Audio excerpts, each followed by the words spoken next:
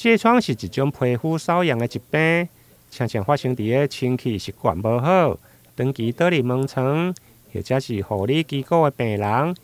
因为身体长期会痒，甚至出现红疹。如果抹一般的类固醇药膏，或者是口服止痒的药啊，拢无效，都可能是感染到疥虫。其实，在一般的健康的成人上面，或者是说你有保持良好的清洁习惯、卫生习惯，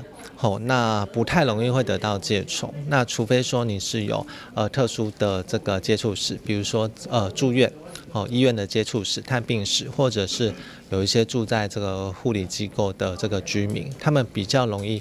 得到疥虫。那像一般，即便是在疥疮的照护者，或是医院工作的，比如说护理师这一类型的，如果做好隔离措施，那回去又有就是加强洗手的话。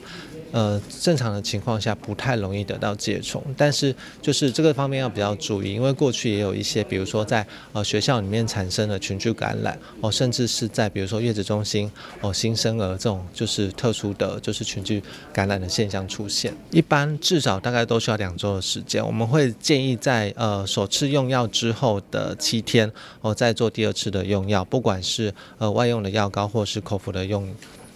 药，因为它中间会有虫卵的这个生成，我们必须要等虫卵孵化之后，再做第2次的杀虫的效果所以要连续治疗2次，一般大概都需要2周的时间，治疗的效果才会比较的完全。医师强调，目前治疗疥虫感染，一般拢是以外用的药膏为主，但对着老年人或者是红婴这是有专案进口的药膏，会用来降低大面积使用时造成的神经毒素。另外，卫福部台南病院嘛引进一种口服治疗疥疮的用药，一礼拜只需要食1盖，连续食2盖，就会用来达到90%以上的治疗效果。不过，这种的用药必须要经过医师的评估，才会用来使用。台南新闻引根采访报道。